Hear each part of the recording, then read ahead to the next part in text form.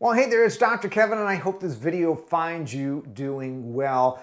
I'm going to share with you why I decided to fast for 24 hours, and here's what happened to my brain and mental health. It's unfortunate that in modern medicine, we only get two options to help us with our mental health, whether it's depression, anxiety, PTSD, etc. Typically, it's cognitive behavioral therapy, it's either therapy or it's medication. But how often do you get some sort of suggestion or some sort of option from a physician? Rarely does that happen, and that's what this is all about. That's what all these videos are about, is helping you beat depression naturally and opening your eyes to all these different modalities, techniques, strategies, etc. that can potentially help you. So one of the things I've been working on over the last couple of years is trying to optimize my brain and my body and my mindset. And there's nothing that can change your mindset quicker, how you feel mentally, emotionally, with your mood, your focus, etc., than food and lack thereof. So at the beginning of this video, I said why I decided to fast for 24 hours. And it wasn't intentional. It was by accident. Now, I will tell you that I take 3 days out of the week where I focus on time restrictive eating.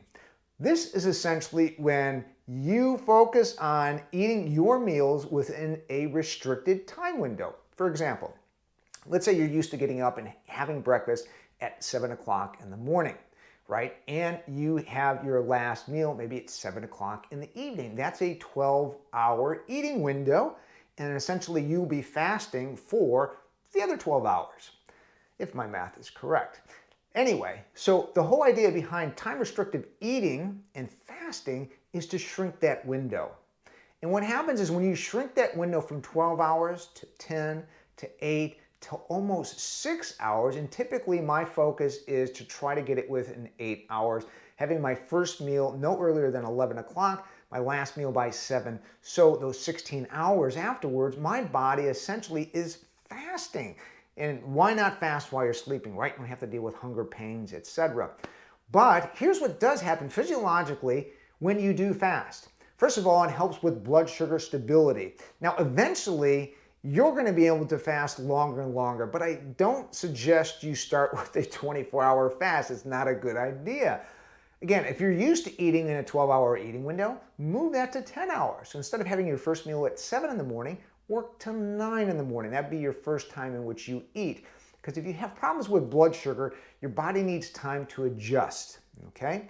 So focus on doing that first if there's something that you're considering. And when you do that, it helps stabilize your blood sugar. Why do we want to do that? Because your brain uses glucose or blood sugar to focus and to work. And your brain uses 25% of your body's total reserves of energy. And so what happens is when you have food in your body, you feel really good. But then when your blood sugar drops, you may have a hard time focusing. You may become symptomatic or moody. You've heard of people getting hangry, right? Hungry and angry. This is typically what happens. The other thing that happens is you actually reduce inflammation. And guess what? Depression has been associated with inflammation. In fact, there's one theory around depression. It's called the cytokine model of depression, basically suggesting that it's inflammatory nature. And so if you can focus on starting to shrink that timing window in which you're eating, you can help reduce inflammation. That's number 2. Number 3, what happens is we turn on a process called autophagy in our body. This is essentially where your body goes in and cleans up old cells and replaces old parts.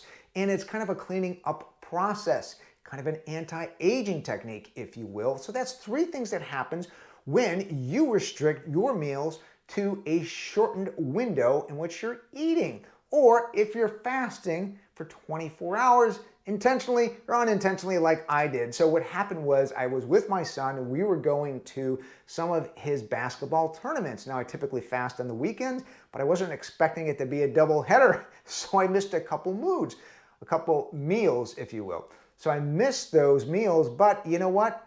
I felt fantastic. I had really sharp thinking. My mood, I was on top of the world, and I wasn't hungry at any point. Now, you may have to go through a period, as I'd mentioned, of adjusting where you may be hungry, your blood sugar is adjusting, but if you get beyond that and start fasting a little bit more, you could end up with these periods where it's just euphoric.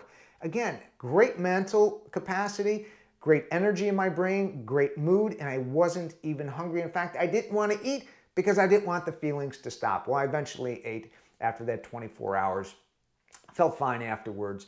And there's also a technique and a strategy for implementing or starting to eat foods after fast, and we'll get to those at another time. But I wanted to share this with you because it's something you can consider, that maybe that your other professionals that you're seeing, if you're seeing anybody, to help you with your mental health. So time restrictive eating and fasting is something that you can do and approach, right, to help you with your brain function and your moods. Anyway, thanks for being here. Hey, give this a thumbs up so we can share it with some people so they can learn about some of these new techniques and information around improving their mood and their mental state as well. And make sure you're subscribed here because more of these are coming your way.